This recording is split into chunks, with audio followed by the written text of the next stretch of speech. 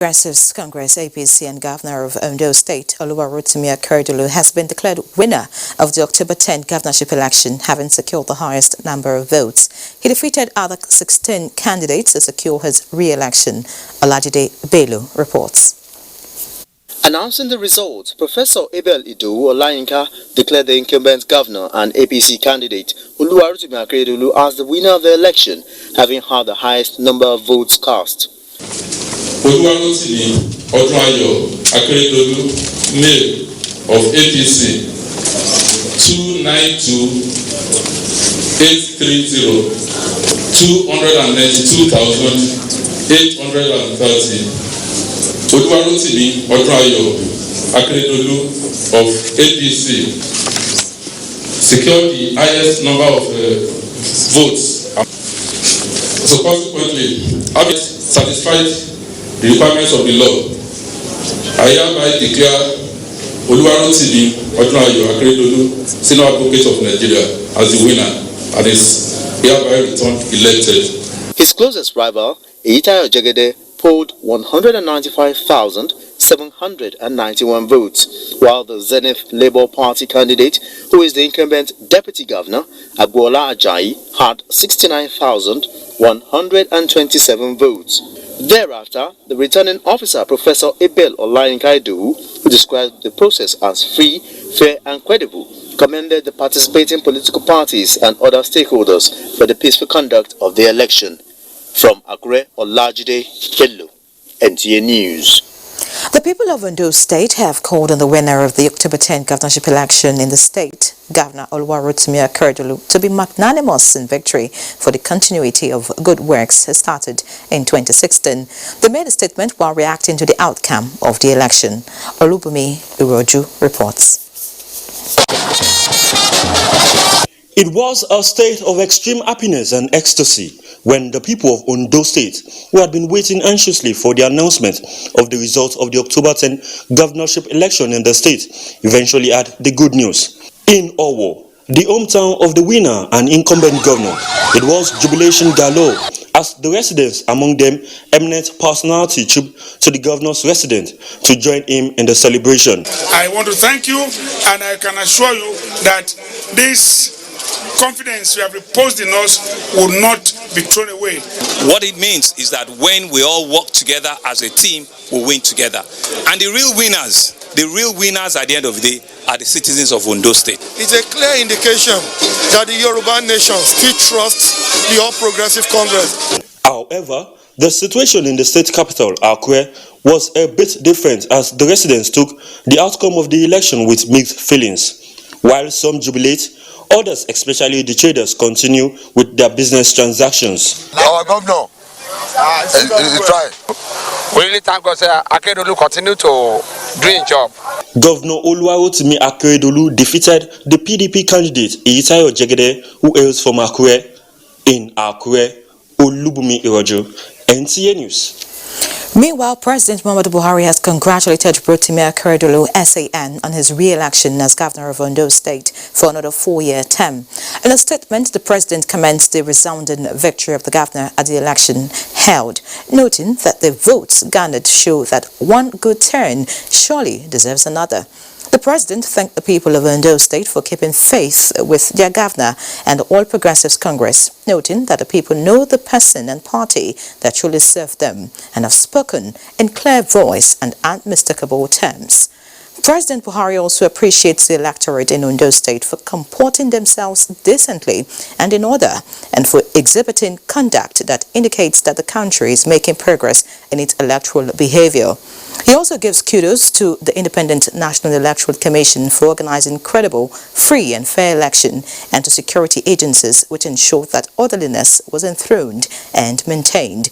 The president urges Governor Akeredolu to be humble and magnanimous in victory and serve the people of Ondo State even better than how he did in the first term. And still on the Ondo election, President of the Senate, Ahmed Lawan, has congratulated the Governor of Ondo State, Rotimi Akeredolu, on his re-election In a statement by the Special Advisor to the President of the Senate on Media and Publicity, Ola Awani, Senator Lawan also congratulated the All Progressives Congress, APC, on the victory of its candidate, describing it as a triumph well-deserved and heartwarming. The Senate President commended the people of Ondo State for their peaceful conduct at the poll, which he said demonstrated their confidence in Nigeria's democratic process, as he called other candidates to join hands with the winner in working for the common good of Ondo people. In the meantime, the Speaker of the House of Representatives, Femi Gbajagbeamila, has also congratulated Ondo State Governor Rotimi Akeredolu on his re-election. Gbajagbeamila says Akeredolu's re-election has shown that both the governor and his party, the ruling All Progressives Congress, APC, have wide acceptance among the people of the state. Similarly, the All Progressives Congress has commended the people of Ondo State for coming out en masse to re-elect Rotimi Akeredolu in Saturday's election. In a statement by Yekini Nabena, Deputy National Publicity Secretary of APC, said Ondo people have voted for good governance, industrialization, security, empowerment, and general welfare of the state. The statement added that APC will continue to advocate for and support safe, free, and credible elections that will guarantee that valid votes count and the people's will prevail always. The APC particularly thanked President Muhammadu Buhari as leader of the party and Governor Mai Mala Buni as chairman of the party's caretaker and extraordinary National Convention Planning Committee for rallying supporters, members and leaders, particularly governors, in total support of the APC governorship candidate Rotimi Akeredolu. Governor Akeredolu's re-election is testament to the inclusiveness, genuine reconciliation and peace the Governor Mai Mala Buni-led APC caretaker committee has ensured among party ranks in Ondo State and other chapters of the party in general, the statement added. And away from Ondo State now, work plan for effective resolutions on electricity tariff has been adopted for implementation by the federal government and the organized labor after a thorough examination of the resolution by the ad hoc technical committee on electricity tariff, which fine-tuned the work plan within 2 weeks of the exercise. The resolution focuses on 2 phases comprising immediate relief and extension review of key sector reforms. Correspondent Emmanuel Ayimiro reports that the resolutions adopted from the bilateral meeting include use of Nigeria electricity supply industry value-added tax proceeds to provide relief in electricity tariff, acceleration of national mass metering program, including local procurement, and many more. The process of implementing this agreement, and we hope also that government will be committed because until it's implemented, then it remains a proposal. The meeting agreed also that we work towards bridging the issue gap, and this way the federal government is committed to provide 6 million meters, and NEC is expected to compare in this course to also regulate the metering needs of their customers, apart from these 6 million meters by federal government. And I'm very sure that going forward, with the extension in your responsibilities, you will exhibit the same quality of output that you demonstrated this evening. Looking at the technical document that you produced, for anybody that is not even knowledgeable in the issues, if you read those 4 or 5 pages of the document that you produced, it brings light and enlightenment to the issues of the adjustment in the tariff. The ad hoc committees to work from October 12th to December 12th, 2020 to ensure that all outstanding issues are resolved and implemented. Now talking security, troops of Operation Sahel Sanity have rescued 26 kidnapped victims. 23 were liberated from fleeing bandits along Zoni Jengabe Road in Zamfara State, following a tip-off. A statement by the Acting Director, Defense Media Operations, Brigadier General Bernard Oyoku, indicates that the 23 victims were kidnapped while on transit to Magami Market from Gusau in a commercial bus. Brigadier General Oyoku notes that 4 suspected bandits were arrested at Kankara and Tudu village in Kankara local government area of Katsina State. 3 bandits eliminated, their hideouts destroyed, and several arms recovered. The clearance operations were conducted by troops of Operation Sahel Sanity, elements of 17th Brigade and Sector 9, Hadarin Daji. And still on security, the Nigerian Police Force has dissolved the Special Anti-Robbery Squad across the 36 states of the Federation, Police Commands and the FCT.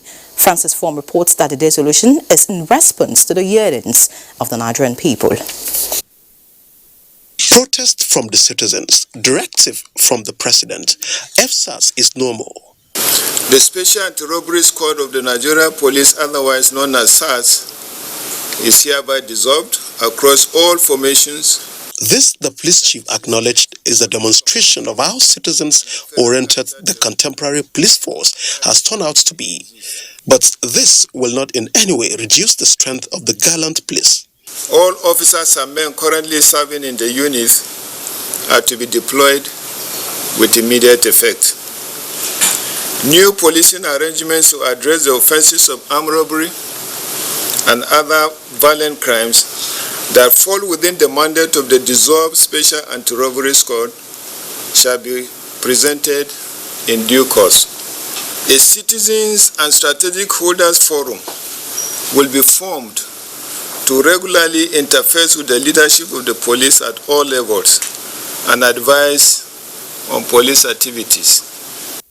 Though a trying moment as it is, a traditional in such reformative times, but for the IGP, bequeathing to the country a police force and system that is professional in service delivery and most importantly accountable to the people is all he desires. In Abuja, Francis Form, NTA News. Meanwhile, the All Progressives Congress APC welcomes the disbandment of the Special Anti-Robbery Squad, SARS, and views the responsive decision as a major and concrete step towards President Muhammadu Buhari's affirmed resolve to achieve better policing and necessary reforms. In a statement by the party's publicity secretary, Yakini Nabena, the party notes that from the recent Black Lives Matter social movement to other global clamors for review of police operations, particularly in regard to citizens, they are empowered to protect. The need for police reforms in Nigeria is urgent and continuous. With benefit of experience and public outcry over the operations of the now disbanded SARS, the APC is confident that the new policing arrangement promised by the Inspector General of Police will balance the need to effectively combat armed robbery, kidnapping and other violent crimes in the country and ensure professional and accountable police operations. And away from security matters, activities lined up to celebrate Nigeria's 60th independence anniversary continued with a fashion exhibition in Lagos. Anthony Forson reports that the exhibition was declared open by the Information and Culture Minister, Lai Mohammed. Nigeria's journey, cycle of fashion, has on display Nigeria's fashion history dating back more than 100 years. Information and Culture Minister Lai Mohammed, while declaring the exhibition open, said the country's fashion sector is a huge revenue earner. While we continue to focus on music and film, we tend to ignore or underrate the fashion industry. I guess this is because of the lack of adequate information about the industry. That is about to change now. On the need for private sector participation in showcasing Nigeria's history, the managing director of EcoBank, Patrick Akinwuta, said now is the time. We believe strongly, therefore, that we will not lose our culture. We would rather get to learn it much better, get to appreciate it much better, and actually showcase it much better. So we need to partner with the private sector, and this is one of the things we are doing. In the coming months and years, we are going to reach out to many private sectors. Founder and Managing Director of Terra Culture, host of the exhibition, Bolanle Austin Peters, said the exhibition is a deliberate attempt at promoting Nigeria's indigenous fashion. In addition to this, we do believe that public-private partnership is very critical. We are able to reach certain people that government might not be able to reach, And government is able to reach people that we are not able to reach oftentimes. So it's important that to further the narrative about Nigeria, we all need to work together. Terra culture cannot stand alone, the museums cannot stand alone, the galleries cannot stand alone any longer. The exhibition has 6 phases and will run through the course of the 60th anniversary celebration, and it is open to the general public. In Lagos, Anthony Fossen, NTA News.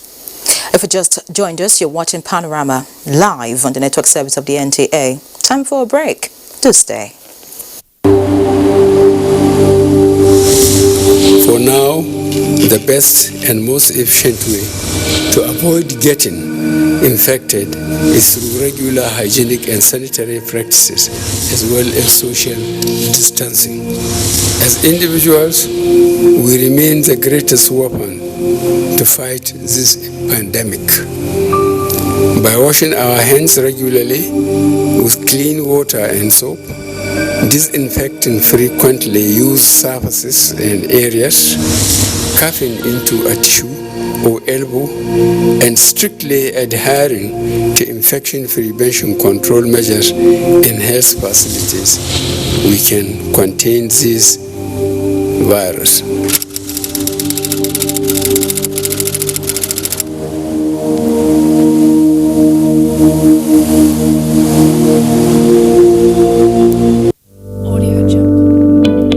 Coronavirus is real. Steps to avoid this pandemic. Wash your hands regularly or sanitize your hands. Keep social and physical distancing. Avoid crowded places. Stay at home unless absolutely necessary. Don't touch your eyes, nose, or mouth if your hands are not clean. Avoid the spread of coronavirus. Coronavirus is real.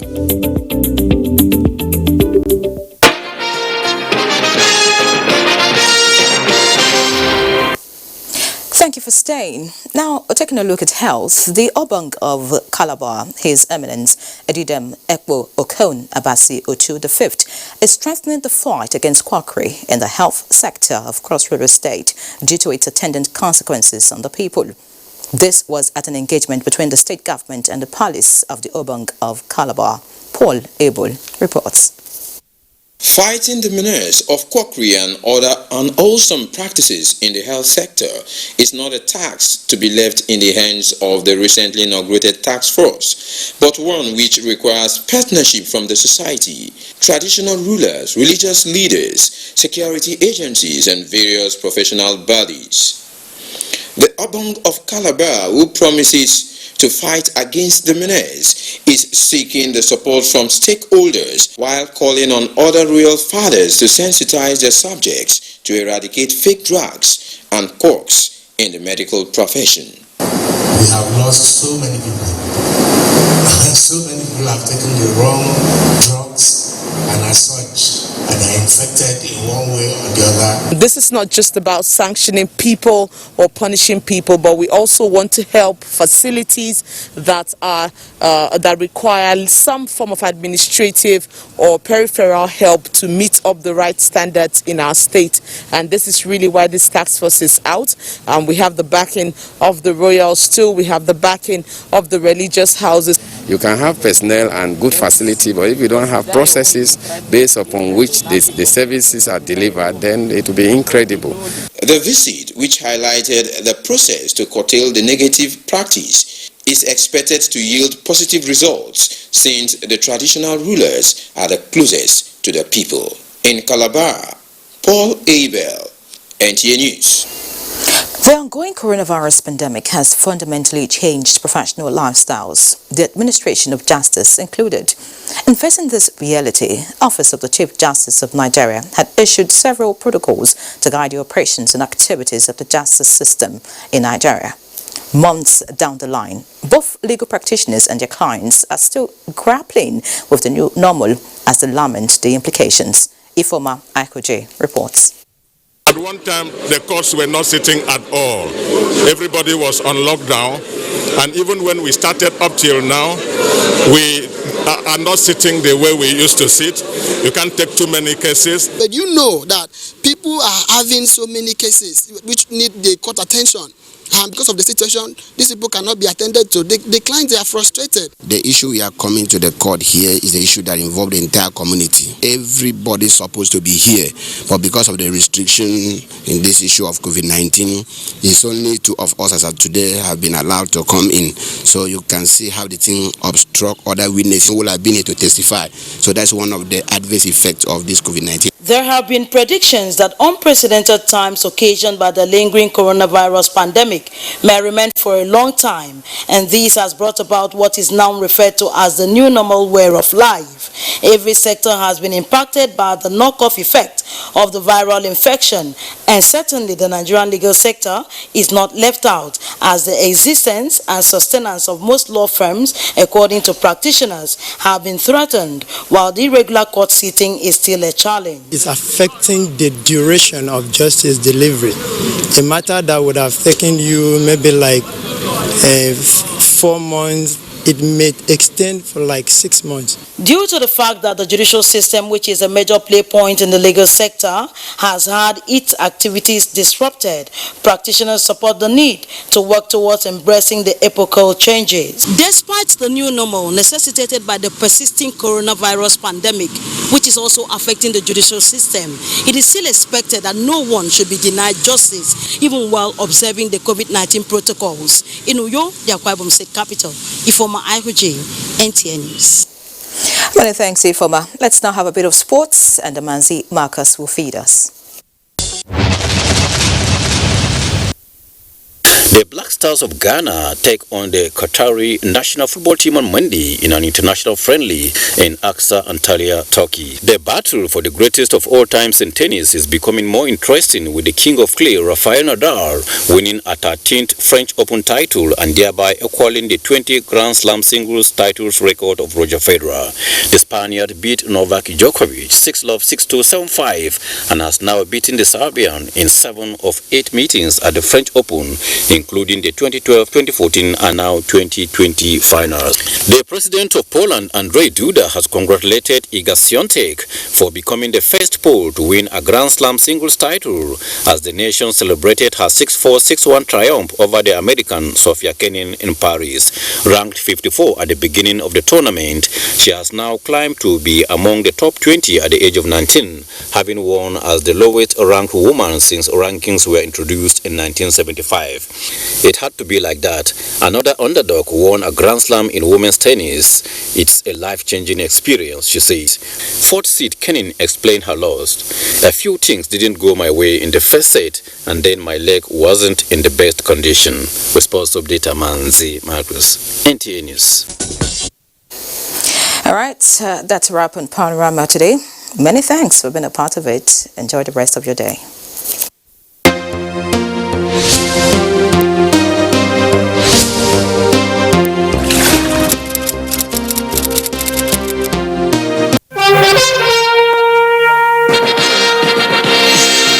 Thank you.